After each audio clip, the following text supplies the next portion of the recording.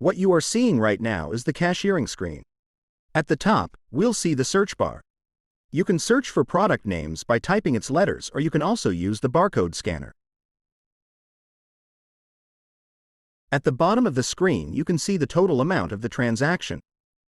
Once you are finished searching for all the items purchased by the customer, click the green payment button or press F10 on your keyboard. Input the amount tendered by the customer, press Enter to proceed. The change will automatically compute so your cashier can minimize computation errors. The automatic cash drawer will also open for your convenience. You can print the receipt by clicking this button. Once finished, click the Done or Escape button. Now, let's try an e-wallet transaction this time.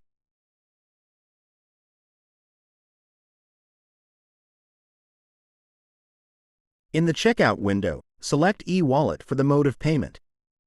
Before printing the receipt, make sure to add the reference number of the e-wallet transaction by clicking the Add Notes button. Click OK, then print the receipt. The printed receipt will show the transaction number entered. Now let's show you the easy-to-use functionalities on the cashiering screen. Here we have the Delete button to delete an item. We also have the Void button to cancel the whole transaction. Don't worry, your cashiers would need a manager or admin's password to use these buttons.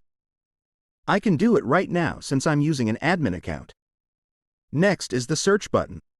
This is where you can quickly check the inventory, description, or picture of the item. You can also save the transaction so you can quickly get back to it easily. Just click New Sale to cater the next customer, then click Save Sale again to get back to the previous transaction. So that's the cashiering screen. Let's now proceed to view our sales history by clicking this 3 dots button. This is where you can see all your past transactions. To change the date, just click the Date Selector button, then choose any range of date you want. If I click on a specific receipt, we can see the products that were sold for that receipt. We can also see the total amount of all those receipts at the bottom left section of the screen. To process a refund on this screen, just select the receipt, click Refund, then click OK. Now let's proceed to the Cash In and Out button. This is where you can record change funds or expenses. Make sure to input the right amount and description, then confirm if you are adding in or removing funds from the cash drawer. To record cash funds, simply select Add Cash, but for bills and other expenses, you would need to select Remove Cash. Click Save once done. The end-of-day report, commonly known as Z report, is what the cashier is required to print every closing time. This report would show how much money the cashier needs to remit to the manager or admin.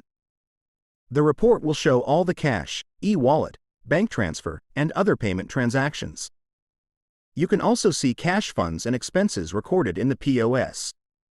Now let's proceed to the back end by clicking the Management button. The first thing that you will see is the dashboard. This section highlights sales and other data of your business. There are easily digestible graphs that automatically adjust based on sales data. Next is the Products section. This is where you can input all the products and services of your business.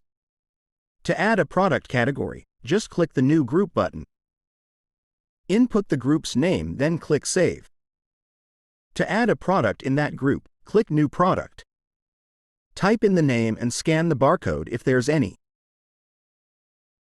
You can also click the Generate Barcode button to assign barcodes for items that don't have their own barcode numbers. After that, just click Price and Tax, input the product's cost and its selling price. The markup percentage will automatically compute. You can enable the low stock warning option so you can be notified once the item's quantity has fallen below a specified number. Now click the Save button to complete the creation of the product. Under Stocks is where you can see all existing or remaining stock quantities of your products. If a product is sold, the quantity will automatically be deducted. Let's show it to you with our Gatorade product. Currently, we have a stock quantity of 100. Let's go back to our cashiering screen to record a sale transaction for Gatorade.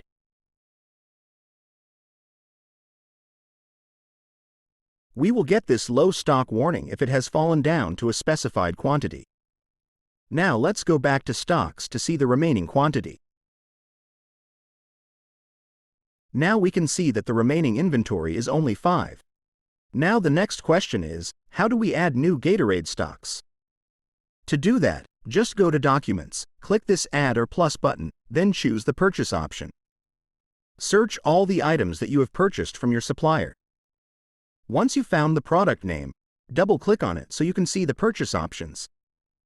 Input the quantity you purchased, the purchase price, then click OK. The total will automatically compute based on the price multiplied by quantity. You can also record the sales invoice number usually written on the receipt. Click the Paid button if that purchase is already paid from your supplier. Once done, click the Save button. Now let's see the stocks again. If the quantity hasn't been reflected yet, just click the Refresh button. If you want to check the stock history, just click an item, click Stock History, select the date, then click Refresh. This is where you can see all the transactions for specific items.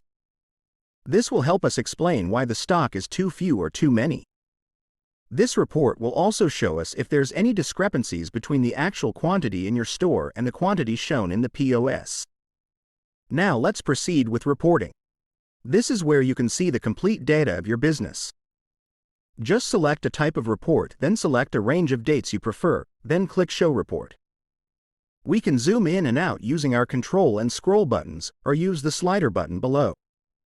Now let's see other available reports. Here you can see the payment types recorded so far. You can see cash transactions, e-wallet, bank transfers, and even debit or credit. You can also see hourly sales to see what is the peak time or downtime for your business. There's starting cash entries to see all cash funds and expenses recorded. Stock movement to see which products are fast selling. And low stock warning report to see which products you need to restock. For your convenience, you can export these reports to Excel or PDF. You can also attach it to email or simply print it. Our next section is Customers and Suppliers. This is where you can record your customer and supplier profiles. You can also customize the discount you can give per customer. Just select the Discount tab, select an item, then input the discount percentage amount, then click Save. Next is Promotions and Actions. This is where you can set up promo mechanics like buy one, take one and wholesale pricing. Just click on the Add Promotion button, input promotion name, select a start and end date if it's a limited time promo. Leave the dates blank if it's a permanent promo like wholesale pricing. Double-click on an item, enable quantity condition, then input 11 if you want to have a 1 dozen discount. For example, the default price of this Gatorade is 80, then the wholesale price is 75, then just input 75 here. Click Save once done. Now let's see the wholesale pricing on the cashiering screen. If I quantity the product to 11, it still shows the default retail price. But if I change the quantity to 12 or more, the discount amount will now apply. Now let's go back to Promotions and Actions. If you want to change the wholesale quantity to half a dozen or 6, just edit it and input 5 on this field.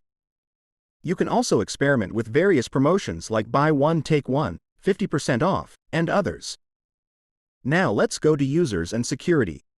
This is where you can add accounts for cashiers, managers, and business owners. Just click on Add User, then input the name and the password. For the access level, input 0 for the cashier, 1 for the manager, and 2 for the admin or owners. Question: what is the use of these access level numbers? Think of the lowest number as the lowest access level while the highest number as the highest access level within the POS. If we come to the security section, we will see where we can apply these numbers. For example, if we put 2 on the management option, only the owner can access it. Numbers 0 and 1 won't be able to. If we put 1 on the void order, only the manager and the owner can approve the void.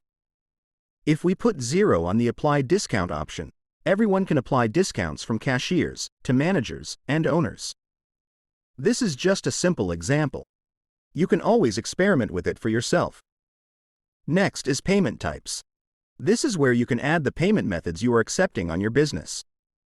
Click New Payment Type, input a name for it, Then choose the toggle options depending on the payment type. If it's unpaid, make sure the paid toggle is disabled and the customer required toggle is enabled. The customer required toggle is the option that will require us to record the customer's name whenever we select the unpaid payment method. Second to the last is the tax rates.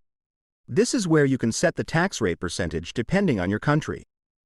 Finally, under My Company is where you can customize your POS receipts. Simply input your business name, address, and contact details. You can also upload a logo, which will then appear on the receipt.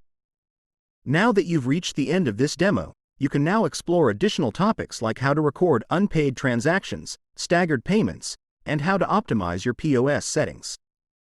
Click on the suggested videos at the end screen or simply explore additional videos on this channel. Thank you.